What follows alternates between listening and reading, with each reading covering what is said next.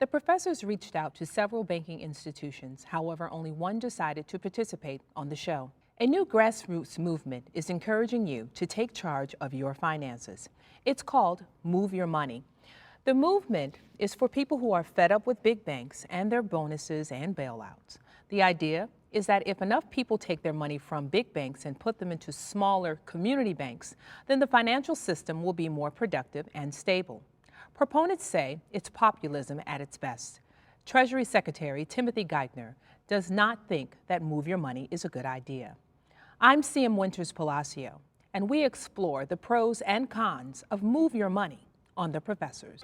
From across the city and the 7 city colleges of Chicago, broadcasting from 63rd and Halsted at Kennedy King College. Professors take the art of conversation to a higher degree.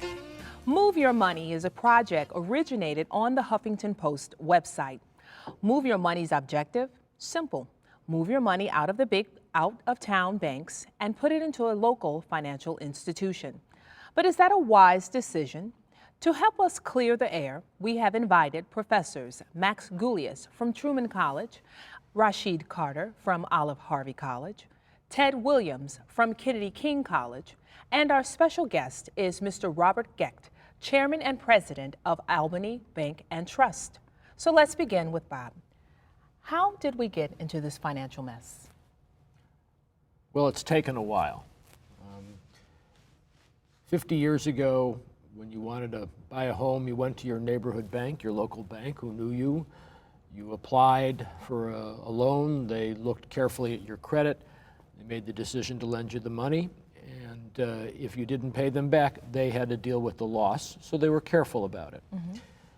Fast forward for 50 years, and you have instead very large financial institutions borrowing money to make a mortgage to a typical consumer, then not keeping that mortgage, but packaging it off with 1,000 other mortgages and selling it perhaps overseas, selling it to a pension fund where they didn't have the party making the mortgage. They no longer bore the risk of whether somebody paid or not. And if you don't bear that risk, you're not very careful about what you're doing. And that's what happened. And a lot of those mortgages should never, ever have been made. And Max, what do you want to add to that? Well, I think the history of this is really important. I mean, we're talking about something that was way beyond the Obama or before the Obama administration, which politically is what we're facing now is this avalanche of criticism that's headed toward the administration. This is something that started one could go all the way back to the Reagan era, but more recently, March of '08 is when the first rumors of serious problems in the financial sector beginning. The Bear Stearns investment firm and Lehman Brothers were both in terrible shape.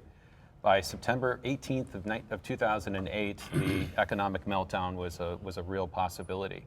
And basically what we're talking about are, Bob, you could speak to this, and Rashid speak to this more than I can, but the bundling of these mortgages constituted the best kind of securities and commodity trading with the most possible profit for about 3 or 4 years in the 2000s during the Bush administration. And it was extremely risky, but of course it's like a hot potato. It's been compared to that, where you simply are passing it around. Every time you pass it off, you're actually selling, you're making some money. So the system was based on confidence. And then the con artists start to step in as well. So the bailout begins in September and October of '08, before the election even happened. And by that time, all the banks, all the major banks, had to accept cash from the federal government. Or else the whole system would have collapsed. And that's how we get to that whole too big to fail. Too big to fail becomes the phrase then in the news. And at that point then, we're also dealing with the credit crisis now in this past year. And those are the two things that's part of this whole Move Your Money movement, is that, okay, there is maybe a knee-jerk reaction to banks getting all this money to get bailed out, right? That we're oversimplifying it. So I'm sitting at home, I'm watching the TV, and I see another bank getting bailed out. I see another person getting a big bonus. I see people having extravagant parties. And I lost my job because I'm a part of the statistics that says, look, okay, it's not just me. I'm losing my job. I can't afford my mortgage, et cetera, et cetera. And then we read Ariana Huffington's post that says, I know what we should do. We should move our money. And she's saying, move your money from the big banks to the smaller or to the local or community banks. Well, Ted, what's your thought on that? I would say it represents a lack of trust, I think, in the larger banking institutions. I live in the Pullman community, and there's an organization called Park National there that's a local bank that has now sort of been bought out or taken over by U.S. Bank. And I was at a community meeting a couple weeks ago where the community residents were, they'd grown accustomed to Park National. They knew them. Park National had been involved and given money to, little leagues in the community and that sort of thing. And so this notion that these larger banks are, getting bailouts, they're more, I think, at least in our community, they're more involved in sort of what's going on now because of the collapse of some of the smaller banks. Is really, I think it's, people do things with groups they're comfortable with. And I think a lot of it is that people do not trust, especially when you see you get a bailout and then you have all these bonuses. There's a real lack of trust, and I think that is fueling a lot of this. Well, let me ask you this then. I've got two questions then, because it sounds as if that you're saying this is more of an emotional thing. I'd say partially. Than an actual economic impulse. Economics and emotions actually. But let me ask you this though, what's the long-term effect of something like this? Yeah. Will it have an impact, or is it more of just sending a message? Yeah, I got out the Nostradamus business a long time ago, so I don't try to predict the future. We try to do it with varying degrees of success. But I think one of the long-term aspirations that we all have is that the financial system and our economy can be reconstituted so that it better represents the best interests of the Main Street or the average American citizen. And so when you have this growing disconnect and people become very distrustful of the system itself, then you have these other issues that feed into it, such as businesses not being as able to gain access to credit because of this uncertainty or this level of distrust that permeates the environment. And what you also have, unfortunately, is an inability for local communities to take their own destiny within their own hands. So for instance, if you have local community members, and I know we hear this a lot as professors in a community college or even working at a community-based bank, you hear community residents with high hopes and aspirations for the future, for their family, for their community, things that they know that can bring the community together and bring it forward. But you need a financing arm to that vision to make it happen. But let me backtrack real quick. Okay, so here I am. I'm at home, and I read the Ariana Huffington post and I was like, wow, is this for real? Yes.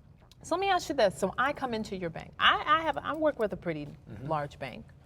So I come into your bank and I say, you know, Bob, I've had it.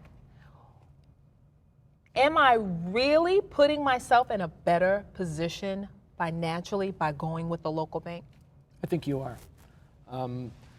Certainly there's an emotional element. We've all, Christmas has recently passed and we've all watched It's a Wonderful Life. And emotionally, do we want to be with the Bailey Building and Loan or Old Man Potter? And I think we all want to be with George Bailey and the Bailey Building and Loan. But there's a practical economic reason for it.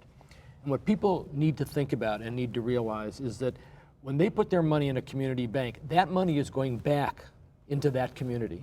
It's going there in loans to the neighborhood hardware store, to the nail salon, to the dry cleaner, to the apartment building or commercial building. When you put your money in a very large multinational bank, you have no idea where it's going. It's probably going to China or India. It could be going to Seattle. And there's a value to that too. And I'm not implying that there isn't. But in terms of seeing impact in your own community, it has a much more substantial impact in your community if you put money in your local bank where that money is going back out on that street. Well, I agree with you, but let's look at the practicality of it. You think about, in retail, Walmart versus a local hardware store.